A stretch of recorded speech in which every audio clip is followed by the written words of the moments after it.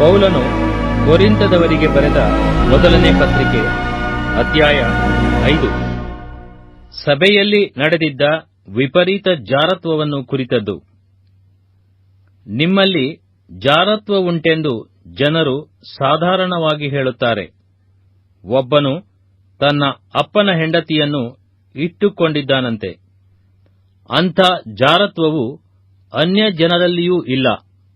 ಹೀಗಿದ್ದರೂ ನೀವು ದುಃಖವನ್ನು ತೋರಿಸದೆ ಈ ಕಾರ್ಯ ಮಾಡಿದವನನ್ನು ನಿಮ್ಮೊಳಗಿಂದ ಬಹಿಷ್ಕರಿಸದೆ ಉಬ್ಬಿಕೊಂಡೇ ಇದ್ದೀರಲ್ಲ.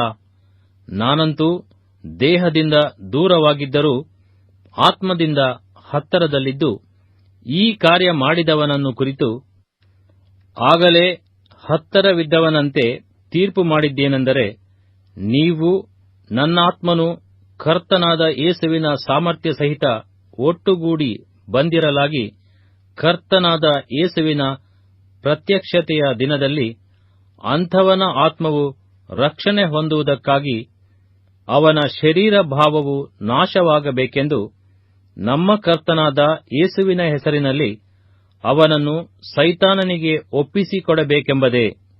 ನೀವು ಹಿಗ್ಗುವುದು ಒಳ್ಳೆಯದಲ್ಲ. ಸ್ವಲ್ಪ ಹುಳಿ ಕಲಸಿದರೆ ಕಣಿಕವೆಲ್ಲ ಹುಳಿಯಾಗುತ್ತದೆಂಬುದು ನಿಮಗೆ ತಿಳಿಯದೋ?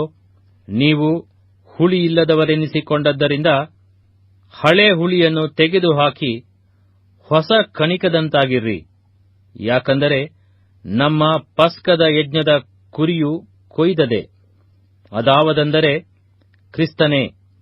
ಆದ ಕಾರಣ ನಾವು ಹಳೆ ಹುಳಿಯನ್ನು, ಅಂದರೆ ದುರ್ಮಾರ್ಗತ್ವ ದುಷ್ಟತ್ವ ಎಂಬ ಹುಳಿಯನ್ನು ಇಟ್ಟುಕೊಳ್ಳದೆ ಸರಳತೆ ಸತ್ಯತೆ ಎಂಬ ಹುಳಿಯಿಲ್ಲದ ರೊಟ್ಟಿಯನ್ನೇ ತೆಗೆದುಕೊಂಡು ಹಬ್ಬವನ್ನು ಆಚರಿಸೋಣ. ಜಾರರ ಸಹವಾಸ ಮಾಡಬಾರದೆಂದು ನನ್ನ ಪತ್ರಿಕೆಯಲ್ಲಿ ಬರೆದಿದ್ದೆನಷ್ಟೇ.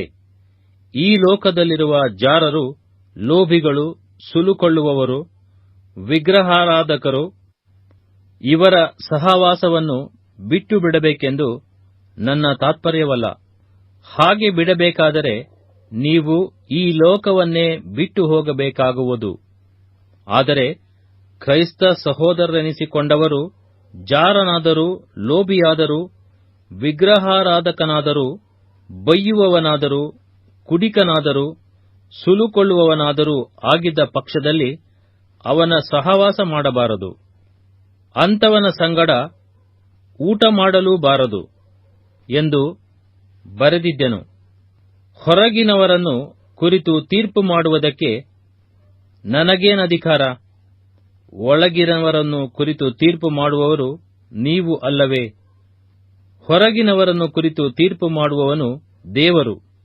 ಆ ದುಷ್ಟನನ್ನು ನಿಮ್ಮ ಮಧ್ಯದಿಂದ ತೆಗೆದುಹಾಕಬೇಕು.